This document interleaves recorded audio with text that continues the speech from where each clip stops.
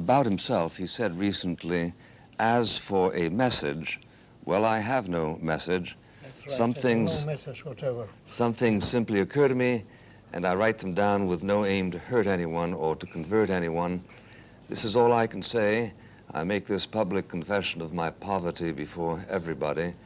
Besides, had I not done so, you would have known it was true. Yes, that's what I said. Yes. I'm just going to finish this introduction, and then we'll exchange. Right, yes. About him, others have written that he is the greatest living writer. Still others that he has influenced the literature of the world more than anyone alive.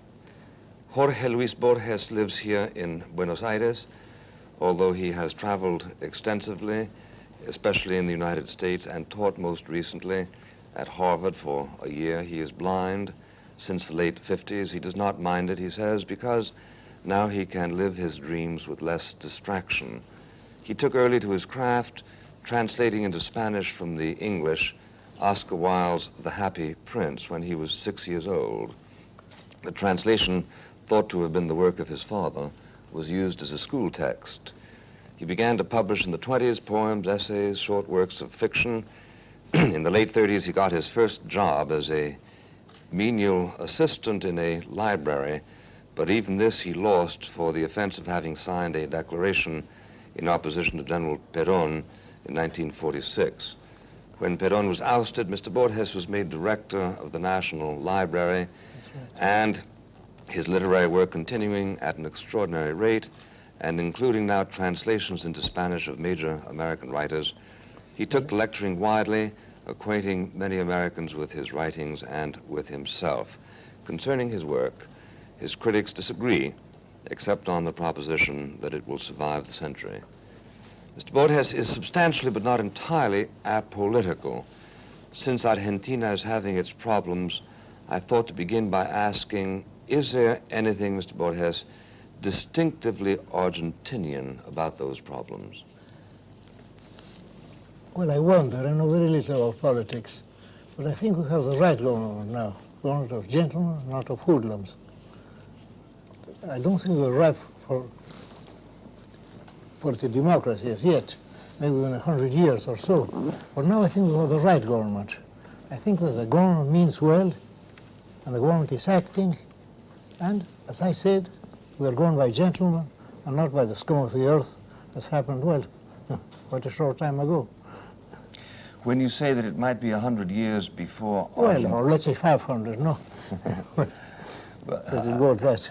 After our time? Yes. Why is that? Is it something distinctive to Argentinians, distinctive to the hemisphere, distinctive to what? I can't tell you, since I know my own country, and I'm very puzzled by my country. I wish I understood my country. I can only love it. I can do what I can for it, but I don't pretend to understand it. I'm no historian. Well, when you say that you don't understand it, do you mean that you are continually surprised by what happens? Yes, I am continually surprised, but I try to live in my own private, secluded, in my own private literary world. Well, do you recognize an obligation of the man of letters to involve himself in politics to the extent of saying no to the barbarians? Yes, to that extent I do, not more than that. I think that if I do my literary work honestly, then in a sense I am doing something for my country. And if I can do nothing else, being old, blind, and lonely, I try to do my work as best as well as I can. That's all I can do. I have never involved myself in politics. I have never allowed myself to be bribed. I haven't even tried to be famous. Though I have become quite famous, but I have done nothing whatever to it in that sense. I have merely kept on writing, and never thinking of the public or of the readers. I write to please myself. I mean, if I were Robinson Crusoe in my desert island, I would go on writing. And I suppose I would write more or less the same kind of stuff I'm turning out now.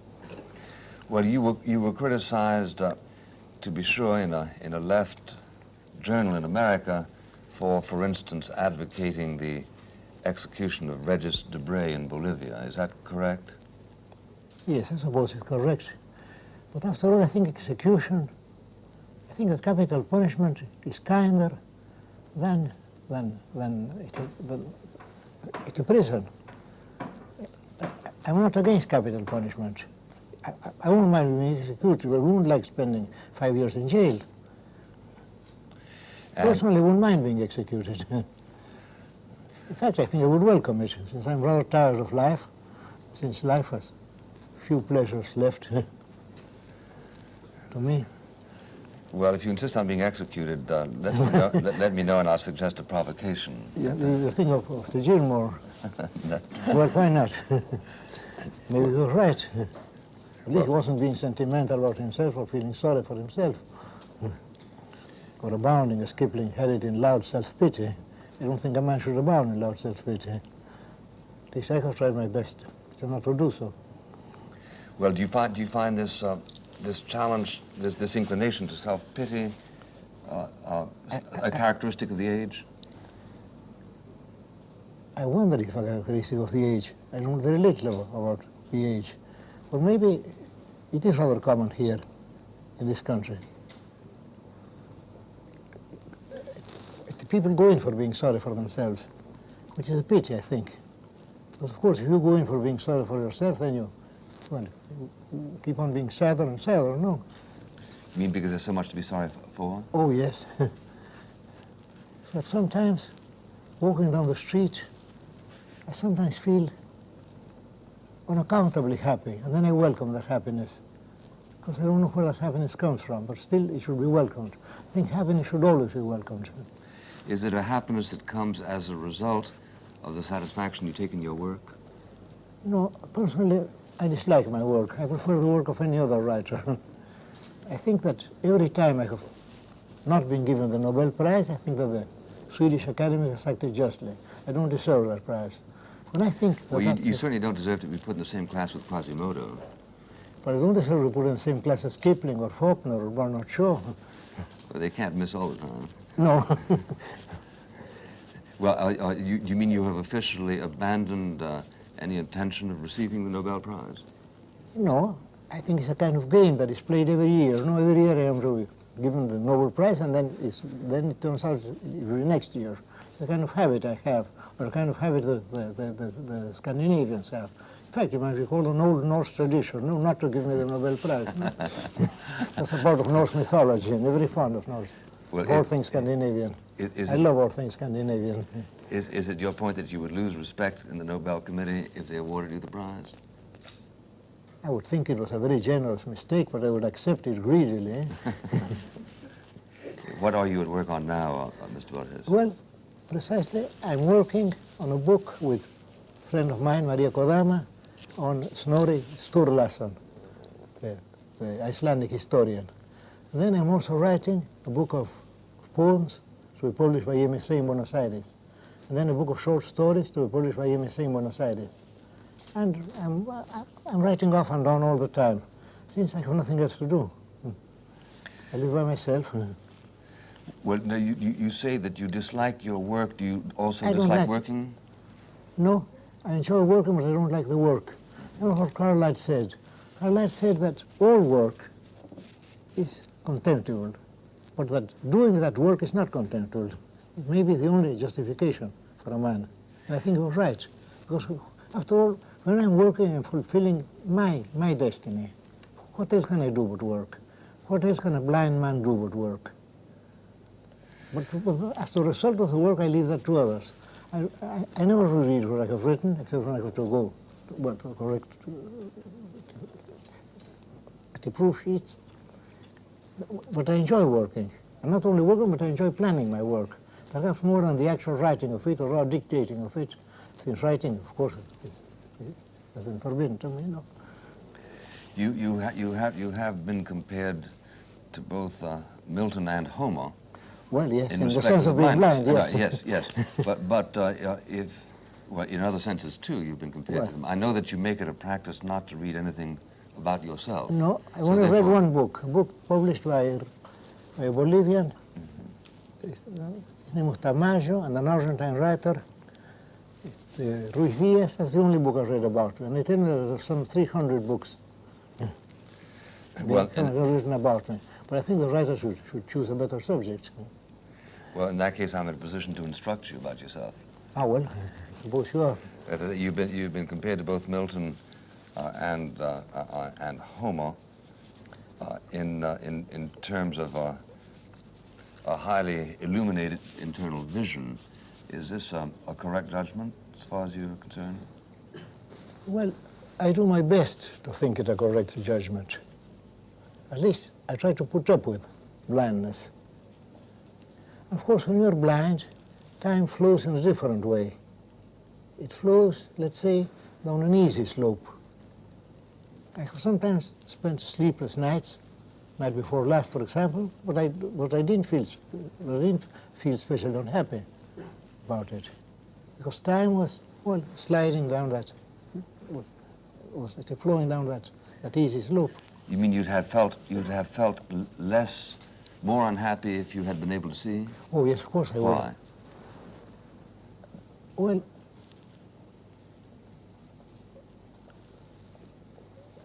I can't very well explain it. These are a result of years. When I first went blind, I mean for reading purposes, I felt very unhappy. But now I feel that being blind is, let's say, is part of my world. I suppose that happens to everybody. When one's in jail, one thinks of being in jail as being a part of one's world, or when one's sick also, after all. Well, how do you refresh yourself as someone who is blind? Well, I'm rereading all the time. I'm having books reread to me. I do very little contemporary reading, but I'm always going back to certain writers. And among those writers, I would like to mention an American writer. I would like to mention Emerson. I think of Emerson, it's not only as a great prose writer, everybody knows that, but a very fine intellectual poet. But that's the only intellectual poet who had any ideas, no? Emerson was brimming over with ideas. Well, you did a great deal to sort of reintroduce Americans to many American writers, including Emerson. Isn't that correct? Yes, yes, I've done my best. Now, what is it that Emerson and also, well, another writer I greatly love. Hawthorne. Well, but in Hawthorne, what I dislike about Hawthorne is he's always writing fables. Well, in the case of Poe, well, you get tales, but well, there was no moral tagged onto them, no. Well, in the case of Hawthorne, things are always becoming lessons or parables. But I would think of Melville, one of the great writers of the world, no? How do you account for the failure of Melville to achieve any recognition during his lifetime? Any significant recognition? Because people thought of him as writing travel books. I have the 1911 edition of the Encyclopedia Britannica. There's an article about Melville, and they speak of him much in the same way as they might speak about Captain Marryat, for example, or other writers. I think that he wrote many travel books. People thought of him as writing in that way, so they couldn't see all that the Moby Dick or the White Whale meant. What part did you play in the rediscovery of Melville? Well, in this country, I've done what I could, I suppose. Had it already been translated when you were a student? No, when I was a student, no, it hadn't been translated. It had been translated afterwards. And I translated a very fine story of Melville's. You know it, of course, it's Bartleby. Yes. You translated that for the first time? Yes, it was the first time. Then I also think we did the first translation of Hawthorne's Wakefield, a very fine story. After the manner of Kafka, or rather Kafka came after him, no? But Kafka enabled us to read Hawthorne better, which is what a great writer does. In a sense, he creates the forerunners. He makes people read them in a different way. So maybe I shouldn't have read Hawthorne's Wakefield as well as I did, or as I should have done, had I not read Kafka before. I think that's one of the functions, one of the gifts of a great writer, is to make people read in a different way, go over the old text in a different fashion. So the past is being continually, or is being continually modified, no? Yes, yes. Well, now you say that you spend most of your time reading the older writers now. Is it because you reject the newer writers, or because you choose to continue to be unfamiliar with them? Because I'm afraid that I'll find the new writers more or less like myself. I'm afraid of... You won't. Well, I suppose I will. I suppose all contemporaries are more or less alike, no? The scientists like what I write. I prefer going back to the 19th, to the 18th century, and then, of course, also going back to the Romans, since I have no Greek, but I had Latin. Of course, my Latin is very rusty, but still, as I once wrote, the fact of having forgotten Latin is already is in itself a gift. Yes. To have known Latin and forgotten it is something that sticks to you somehow. And it has to. But I have done most of my reading in English. I read very little in Spanish, because I was educated practically in my father's library, and that was compounded of English books. So when I think of the Bible, I think of the King James Bible. When I think of the Arabian Nights, I think of Lane translation or of Captain Borges translation. When I think, of course, of Persian literature, I think in terms of Brown's Literary History of Persia and, of course, of Fitzgerald's. And in fact, I remember the first book I read on History of South America was Prescott's Conquest of Peru. Is that right? Yes, and then I fell back on Spanish writers. But I have done most of my reading in English. I find English far finer language than Spanish. Why? Well, there are many reasons. Firstly, English is both a Germanic and a Latin language. It goes two registers. For example, for any idea you take, you have two words. Those words do not mean exactly the same. For example, if I say regal, they're not exactly the same thing as saying kingly. Or if I say fraternal, it's not the same as saying brotherly. Or dark and obscure. Those words are different. It would make all the difference, speaking, for example, of the Holy Spirit. It would make all the difference in the word in a poem if I wrote about the Holy Spirit or about the Holy Ghost. Since ghost is a fine, dark Saxon word, while spirit is a Latin word.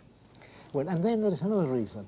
The reason is that I think that of all languages, English is the most physical of all languages. The most what? Physical. Mm-hmm. For example, he loomed over.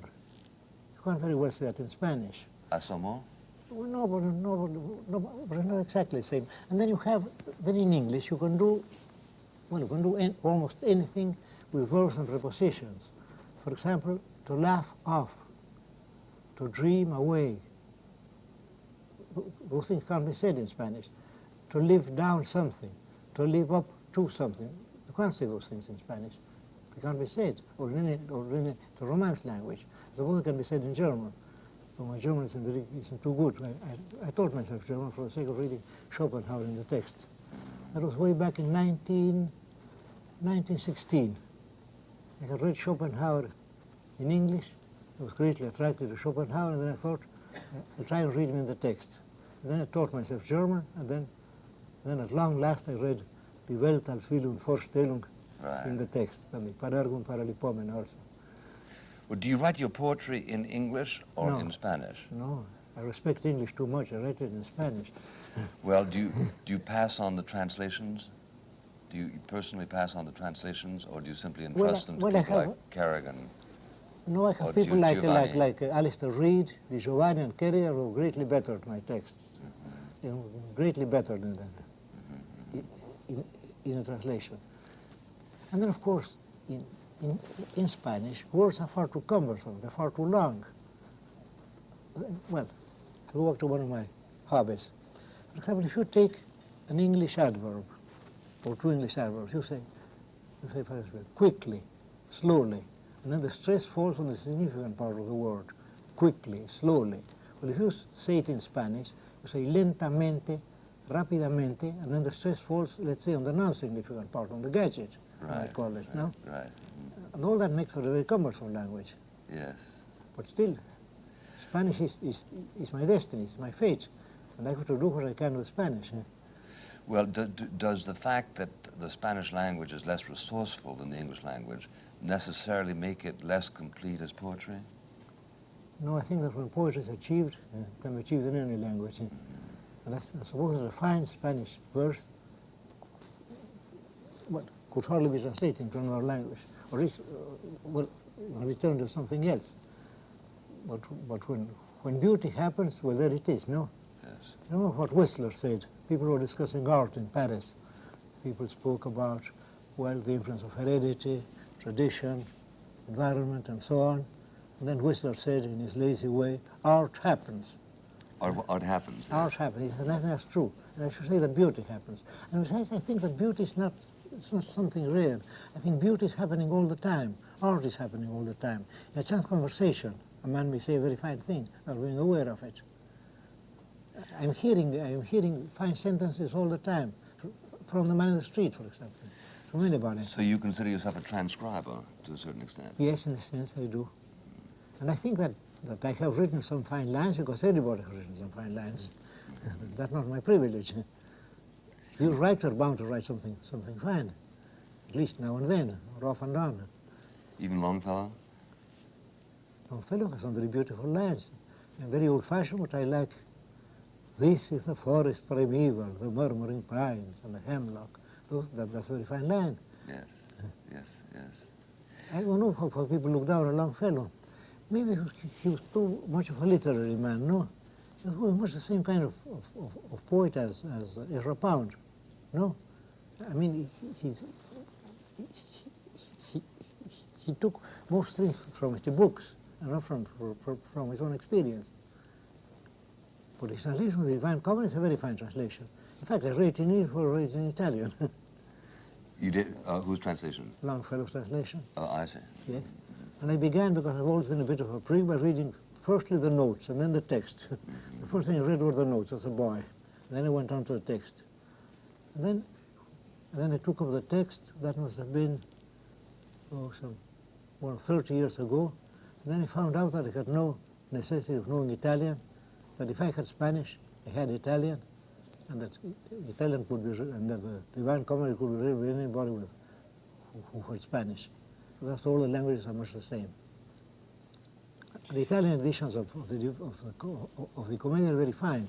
Mobiliano, for example, or Greba, or Grabher. There's a note to almost every line. So if you don't understand the verse itself, you can also fall back on the notes. That's very interesting. I think I have read the Divine Comedy some 11 or 12 times over, and I have no Italian. I couldn't talk to an Italian, or to see an Italian film or hear an Italian film. I couldn't understand it. And I have no Italian blood. But somehow Italian and Spanish, well, they're so alike. Well, would you understand it if it were read to you? I don't think so. Because if it were read to me, it might be read too quickly. Yes, yes. But if I don't understand a line in Italian, then of course I can reread it. Yes. These thoughts that go through your mind that you transcribe, as you put it, into prose and poetry. I wonder if there's an essential difference. I don't think so. I think the gist is the same, no? I mean, when an idea comes to me, I don't know whether it will become a tale, it will become a short story, or a sonnet, or maybe an example of free verse. That comes afterwards. First, I see the whole thing from afar, and then somehow it has to be licked into shape. Now, this was as much true when you could see as yes. since? Always, yes. The technique was always the same? Technique is always the same. The technique is the technique of being, let's say, an onlooker, of seeing things, but seeing them at first in a very misty way. And then afterwards, well, getting nearer them, seeing them closer. But in the case of a story, or even in the case of a poem, I always know the beginning and the end. Generally, I know the first line and the last line, or at least what will happen. But then I have to find out what happens in between, no? And then, of course, I have to grope, and maybe and lose my way, and maybe go back. Oh, you do have to struggle in between, do you? Of course I do. But the struggle is part of the game. That's not merely an act of transcription. No, it isn't. But the struggle makes for enjoyment. But do you know at the outset that you're going to succeed if you know the first and last lines? Yes, I know. But I wonder if I have succeeded. People say I have now and then. I think there's a lot of agreement on that point. Well, but if I don't believe in democracy, why should I believe in a lot of agreement? No, it's all those mere statistics. But is there a critical democracy in which you do believe, or do you find that the opinion of the critics is often mistaken, so that very little expertise lies in the field? Having been a critic, I know that their opinions are generally mistaken. In fact, I have been mistaken many times over. Can you give an example of someone whose reputation was for years mistaken? Is Melville a good example? Melville might be. But Melville now, I think, holds his own, no? Yes. And he should. Yes. Not in all his books. Is there a living writer who is vastly underappreciated? I know very little about living writers. In my case, I could say that I'm overrated. Greatly overrated. My stuff is greatly overrated. Well, what about Neruda? Neruda, when he was a sentimental poet, he was quite bad. When he was a communist, he wrote very fine poetry. That means that communism was the kind of food he needed, no? Even as Walt Whitman needed the democracy, no? But I think Neruda is a fine poet. In fact, I was in Stockholm when we were going to, once upon a time, a fair, and then I said that if this was more or less on the eve of the judgment, no? Yes. Then I said, well, if they choose me, they're making a mistake. Of course, I'll grab the prize if I can. But I think there are two candidates. Those two candidates would be Pablo Neruda and Jorge Eugene, at least in the Spanish language. What about Gabriel Marquez? Gabriel Marquez, I think he wrote the one book. The book, I think the book, it falls off, no? I think it begins well, but then at the end, the writer is as tired as the reader, perhaps, no? What about Cortázar? I know very little about him. I was editing a literary magazine. Then a young man came up to see me. He wrote a manuscript. Then he came back within 10 days. Then I told him the story was going to be published, but he was going to illustrate it. That story was La Casa Tomada by Julio Cortázar. Then I met him in Paris, and he reminded me of things since. But I haven't read his other books. That story is a very fine story. After the manner, let's say after the manner of perhaps Arthur Mackey, or yes, I should say so. Are there any of these writers, Mr. Borges, whose work simply resists Spanish translation into Spanish? Nabokov, for instance. I wonder if he has been translated. I don't know. I don't think so. Well, then he does resist, I guess. Well, in the case of Joyce, of course, well, he can't be translated. I don't think James Joyce could be translated, unless he invented. No, but of course, in the case of James Joyce, I mean, his craft is rather the language. I mean, that kind of thing can't be translated. When he writes, for example, the rivering waters of, the hither and thithering waters of night. How can you translate that? How can you translate rivering waters of? It's like translating Lewis Carroll. Well, it can't be done. No. It hasn't done in German, because German is more or less akin to English, but not in Spanish. In Spanish, the whole thing is rather lame. You know? Is Shakespeare successfully translated into Spanish? No, because Shakespeare also, I mean, he abounds in verbal music, in word craft. That kind of thing can't be translated. I attempted a translation of Macbeth. And then after a scene or two, I felt I couldn't do it, and I left it. Because Macbeth would be my favorite. The Shakespearean tragedy. I mean, it's so tense. It begins at full speed and then goes on until the end, no? Yeah, right. Are you one of the last admirers of Kipling? I hope I'm not one of the last. I think Kipling was a very great man. I know you do. But he's not very widely appreciated or even read, is he? No, because he's judged by his political opinions, and suppose opinions are on the surface. I don't think a writer should be judged by his opinions. I think when you write, you should be judged, well, by what you write, and you don't write with your opinions. Opinions, after all, are on the surface. They come and go.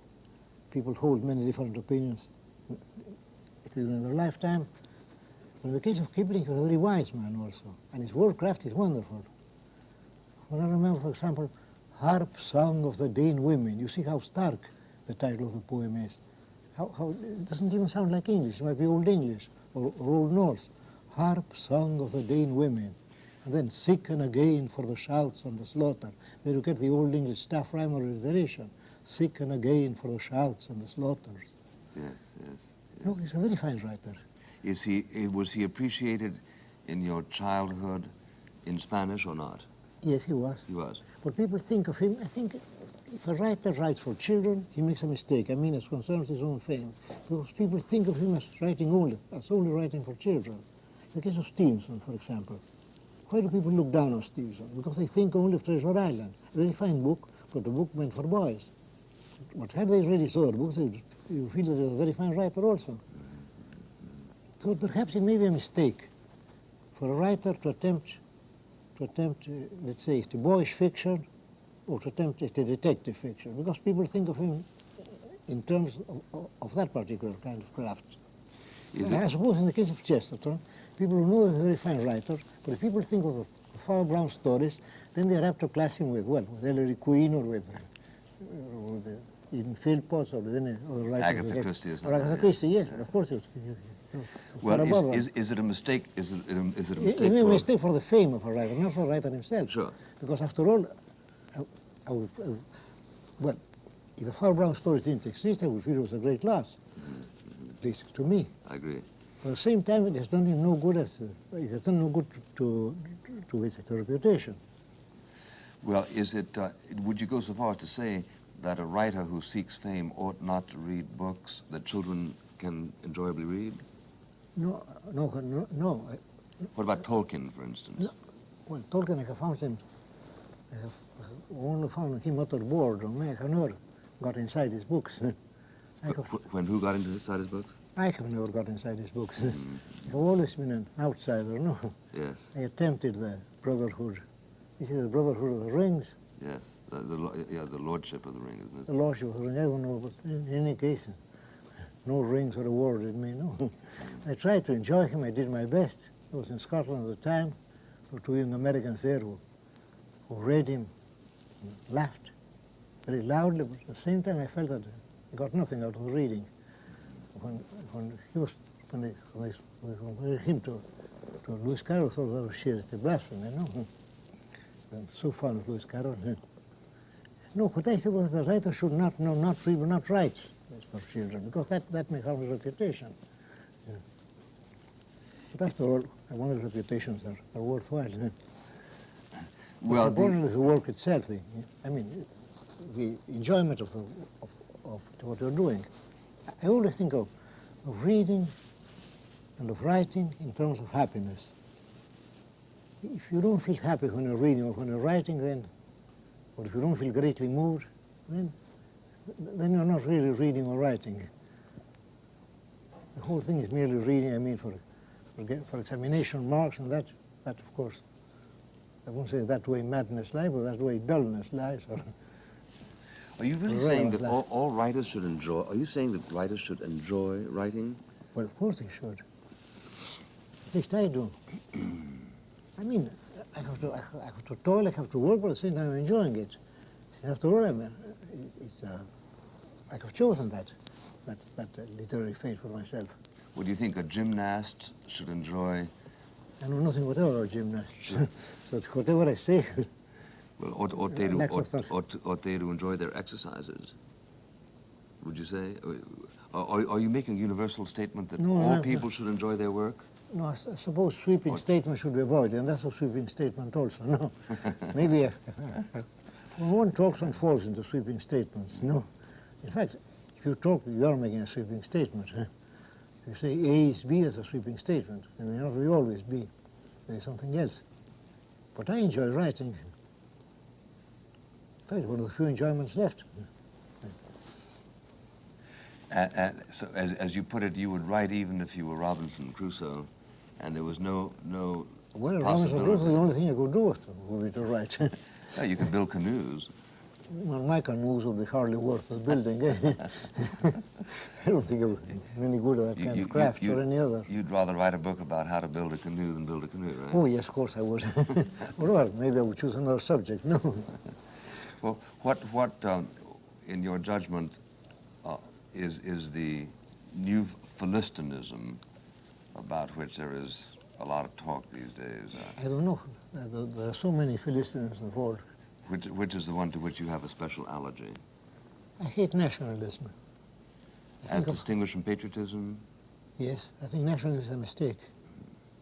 And I think that we're all more or less nationalistic. Maybe I am. When you say Argentina, I was very angry. Well, no such word. The word should be Argentine. Argentina is an invention. I mean, a word that rhymes to Bolivian or Peruvian. There's no such word, of course, since Argentine is an adjective. Argentine is an adjective? Of course, the Argentine Republic. Because Argentine means silver because of the Rio de la Plata. Silver river, yes. Argentina is no such word. That was... Oh, you're talking in English, you mean? No, I don't think there's such word. In Spanish there's no such word. You never say República Argentiniana, you say República Argentina. Nobody, if you say Argentina, people would stare at you. That's, how common is that error? Yes, I was asked all the time when I was in the State, people asked me, are you an Argentinian? And I said, no, there's no such thing. Are you Spaniard? Well, I left off being a Spaniard 150 years ago. Are you Latin American? Well, no. Who knows what Latin America is? There's no such thing. I mean, a man is a Colombian, a Peruvian, a Bolivian, an Uruguayan, but hardly a Latin American. There's no such thing. Or an Argentine. Or an Argentine, why not? I do my best to be a good Argentine. And you say you detect this nationalism even in yourself? Do you detect a lot of it in current literature? I detect it in myself. You do? I don't know why, for example, I write so much about such an invisible, such a dull city of Buenos Aires, and yet I love it. I write so much about myself. I'm not an interesting character, and yet I keep on being interested in Jorge Luis Borges. I don't know why. Well, Still, it's a lifelong habit. One of the books about you says that your most intense experiences are autobiographical, but that doesn't mean either that you're narcissistic or that you're nationalistic, does it? I don't think so. I suppose it means more essential things. It means, well, it might mean thinking or loving or falling in love or being crossed in love or being now and then happy in love. Those things are essential to man. But they're universals too. They are universal, of course. So therefore you're not committing the sin of nationalism. No, I'm not. Or of narcissism. No, I'm not. No, I don't think I'm a narcissist or a nationalist for that matter. But nationalism, I think, is wrong in all countries, especially in a new country like mine.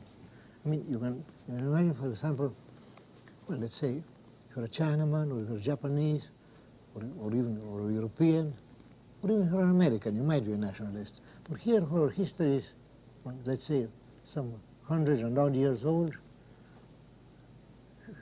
I mean, if the country with no local color like this, we had quite a fine history in the last century, and now I think that we're more or less improving. I mean, we went through a very sad period, but now things are better. Or at least we should hope that they're better, because our hope is part of the bettering, no? Yes. Well, it didn't undermine your appreciation of Kipling, his nationalism. No, because I think the British Empire made for good. I think it was right there. So maybe it did no good to England. Objective, not just nationalism. But in the case of Kipling, I think, I not only think the British Empire made for good, but I think that the Kipling needed that faith in order to write his books. Even as all people needed democracy, or Neruda to communism, or Dante needed the Roman Catholic Church. That it was a catalyst of his talent? Yes, he was. But why not? That's allowable. Not only allowable, it was we wished for. Well, why don't we have any good literature coming out of the Soviet Union celebrating communism? Why isn't it a catalyst of anything beautiful? Because people are bullied into it. As distinct from Neruda, who was not? No, he was not. Now, to the sincerity of Neruda, no, nothing whatever. But still, it made him, I mean, he was a bad sentimental poetry. His love poetry was quite bad. he thought so too. And then that political faith came to him and saved him. I only met Neruda once in my life. He thought of nothing would be done with the Spanish language. And then I said to him, something might be done with English. And then he said, well, something has been done. And then I said, Spanish, nothing has been done as yet. And I said, no, I suppose not. And I said, well, we'll have to do something for the God-forsaken language. And, well, we did. Well, at least he did. How many books ago was that conversation? Yeah. That must have been way back in 1920-odd, eh? He was already a communist, was he? I don't know, because I never spoke about politics. But he loved the English language. I suppose he always did. Well, you say that if you are bullied, then you stifle the muse? I think you do, eh? Well, but stifle everything. Dante was bullied. I don't think he was bullied. No, I don't think he was bullied. I think he believed in it. But he lived in an age in which it was dangerous not to believe, didn't he? Well, suppose he was intensely religious. For example, I can't think of myself being a Roman Catholic or even a Christian. I think I thoroughly enjoy the Divine Comedy without enjoying the framework, of course. I don't like the framework, the idea, of three institutions of hell, purgatory, and heaven, and paradise. I can't believe in that kind of thing. But still, if I accept that framework, then I have a wonderful poem, perhaps the greatest poem ever written, it's given me. But why is it that there is no intense love of communism that has brought out an equivalent masterwork? Of course, I suppose you can't have an equivalent masterwork, but a masterwork. How do you account for the aridity of the entire Soviet experience in the last 50 years, 60 years? What you think aridity has to explain away? I think it's quite common. For example, let's say, maybe I'm hurting people by saying this. If you take the United States, you have at least half a dozen men of genius. I mean, you mean in 200 years? Well, you have, for example, you have Poe, you have Melville, you have Whitman, you have Hawthorne, you have Henry James. Well, you have Frost. What? Well, Pound. Well, Pound, well, I don't want to rope him in, but if you do, yeah. It's not my funeral one. But at the same time, if you think of Canada and Australia, they have produced nothing, produced practically nothing. So maybe the American Revolution made for good from a literary point of view. In other words, you consider 6 people in 200 years a profusion of genius, and aridity the rule of thumb.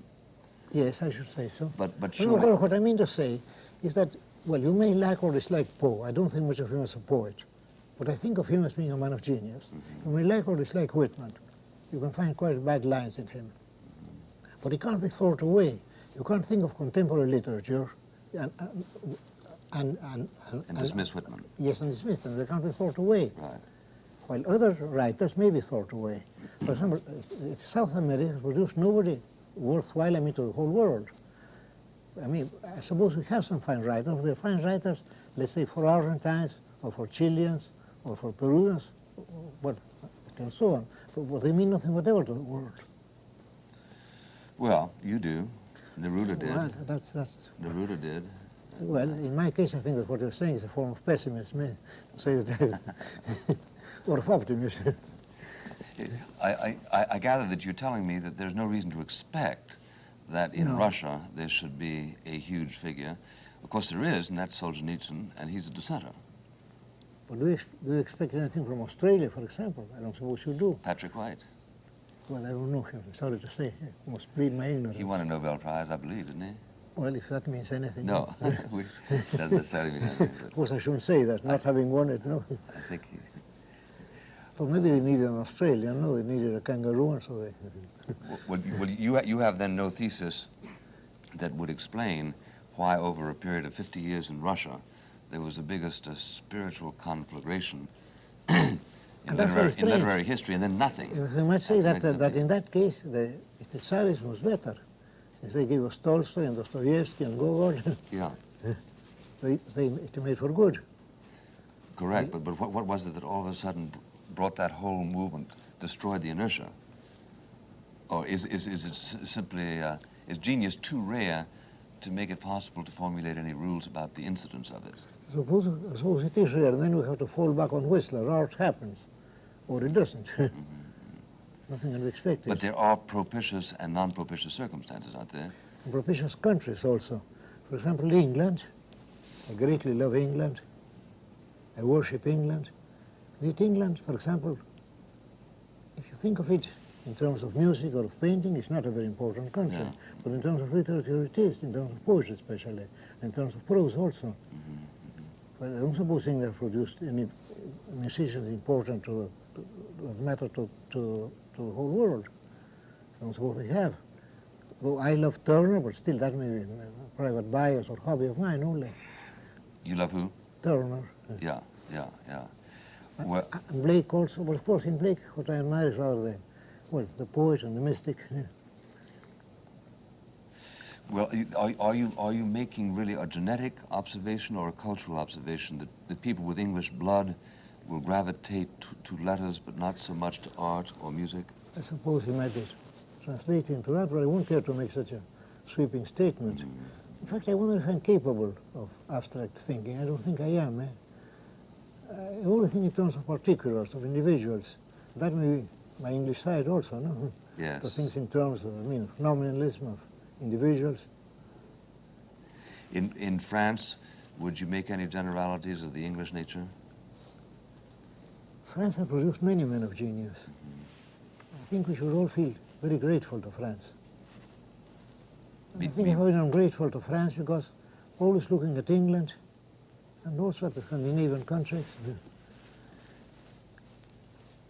What France can't be thought away, can't be done. Spain has produced perhaps the one man of genius, Cervantes, and the others I suppose may be safely forgotten. At least I safely or unsafely forget them. No. Yeah. I have a Spanish, Portuguese, and English blood, and maybe, as everybody has, it's a Jewish blood also. No. Have the Portuguese produced a writer of the first rank by yours rather severe standards? I think they have produced two: Isa de Queiroz, a 19th century novelist, and Camões, who wrote the great epic poem, the Lusiads, where you have a feeling for the sea. You never get that in Spanish poetry. They have no feeling whatever for the sea. Why? Well, the Castilians were an inland people, no? That may explain the failure of the Armada also, no? They're not at home on the sea. Well, is it in your experience possible to stimulate a love of literature, or is it something that also just happens or doesn't happen? Is it possible to take 20 people of course, I've been a and make them love professor. literature I've been a more? professor of English and American literature during some 20 years at the University of Buenos Aires. That's why I asked Then you. I have tried to teach my students not literature, that can't be taught, but the love of literature. And I have sometimes succeeded and failed many times over, of course. Still, the whole thing I've done in 4 months, I'll do very little. But still, I know there are many young men in Buenos Aires, maybe they're not so young now, but young men and young women who have their memories full of English verse. And I have been studying Old English and Old Norse for the last 20 years. And I have also taught many people the love of Old English. So there is a pedagogical art. It isn't simply a matter But I think, but I think literature is being taught in the wrong way all the time. It's being taught in terms of history and sociology. And I won't do that. I mean, I have seen many teachers always falling back on dates, on place names. You don't do that? I do my best to avoid it. But one of the On reasons the grounds that it's distracting? Yes, of course. Yes, I say that art irrelevant, no? If I, for example, if I give you a beautiful line of verse, that verse it should be beautiful today as it was centuries ago, or had it been written today, it should be beautiful also. Well, doesn't the context in which you read it attach a certain meaning to it? Yes, but I suppose if a line is beautiful, the context can be safely forgotten, no? If I say, for example, that the moon is the mirror of time, that's a fine metaphor, because you think of a mirror as being something round, it can be easily broken, and yet somehow the moon is as old as time, or half as old as time. Now, were I to add, that comes from a Persian poet, I wonder if that would add to the beauty. Perhaps it might add in a certain way, but still, had that metaphor been invented this morning, it would be a fine metaphor, no? The moon, the mirror of time. But it happens to be a Persian metaphor. Well, but certainly certain things are accepted as beautiful, in part depending on the prevailing style, the kind of enthusiasm, for instance, that was shown for Restoration comedy. Some of that stuff isn't very funny now. Some of the romantic excesses of the 19th century are... But I suppose that all that's rather artificial, no? That's one of the reasons why I'm so fond of old English poetry, that nobody knows nothing whatever about the poets, about the precise, let's say, century they wrote in, and yet I find something very stirring about old English poetry. Maybe it has to stand on its own 2 feet, you mean? I think it has to, or maybe because I like the sounds of it. Meich b'mashil soth yedur rekan sitha sejan. Now, those words sound, those sounds have a ring to them, no? What does that say what is that in dollars? That would say it a bit. In dollars, that would be, I can utter a true song about myself. I can tell my travels. That sounds like Walt Whitman, no? Yes. That was written in the 9th century in Northumberland. Meich b'mashilvum soth yedur rekan sitha sejan. And this Rapon translated as this. I think it's rather crab translation. May I, for my own sake, song's truth reckon, journey's jargon. Well, that's too much of a jargon to me, no? Of course, he's translating the sounds. May ich b'mashilvum soth yedur rekan, sitha sejan. May I, for my sake, song's truth reckon, soth yedur rekan. He's translating the sounds more of a sense, no? Yes. And then sitha sejan, well, tell my travel, he translates journey's jargon, which is rather uncouth, at least to me, no? Whose translation you say? It's Rapon's translation. Oh, it is? I see. It's Rapon's translation from the Anglo-Saxon, yes. How would you have translated that word? I would translate it literally. I can utter, I can say a true song about myself. I can tell my travels. I think that should be enough, no? It was a plain statement, a straightforward statement. But in any case, this would be an example of something that can't be influenced by change in fashion. I don't think so. It's beautiful then and now. I think these things are beautiful. Well, Keats had it, he said, in Too Flower Away, perhaps the thing was true. The thing of beauty is a joy forever. I suppose he meant that, no? If he meant anything. Now, when you said too flowery away, you were intending what kind of criticism? Well, a thing of beauty is a joy forever. There is something flowery about it. Don't you think so? Well, I do, but I'm not sure that the perspective by which we are permitted that observation was available to him. Yeah, but if you have to take perspective into account, then things are not too good, no? For example, I was reading Borges' translation of the Arabian Nights. I think Arabian Nights is a very fine work. Fine as it was written to this morning. It's a very fine work. And would read well anytime. I think it would. I think that's the test, that the book should read well at any time. Of course, when writers go in for word craft, for verbal, for word music, then of course it's very difficult to translate them. In the case of Shakespeare, for example, I suppose that half the beauty lies in the language, and then of course it can be translated. Well, is there a correlation between the self-esteem of a writer and his permanence?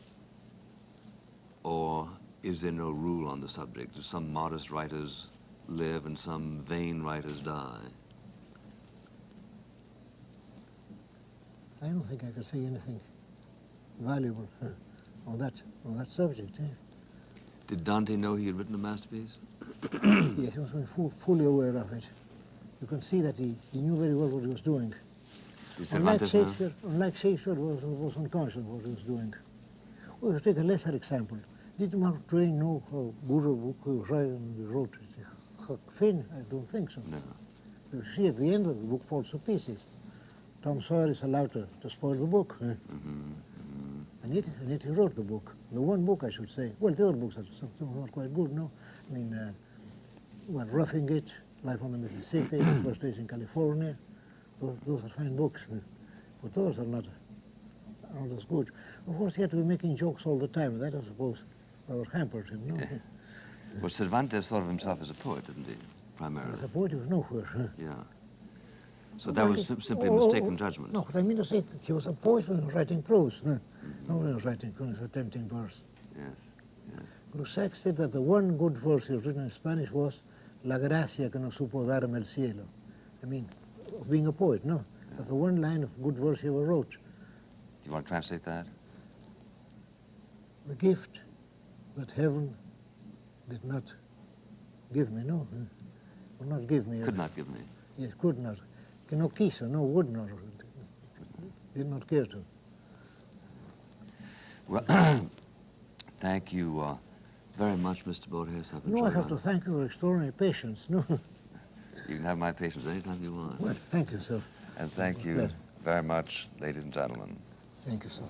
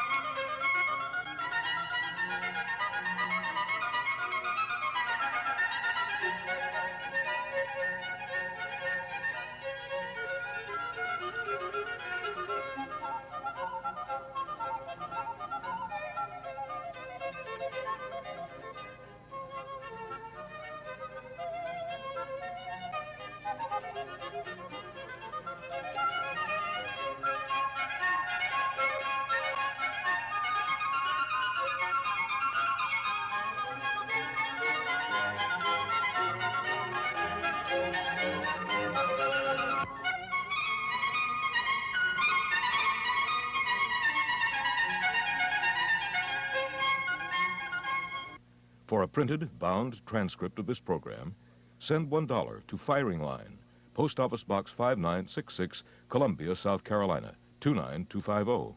That's Firing Line, Post Office Box 5966, Columbia, South Carolina, 29250.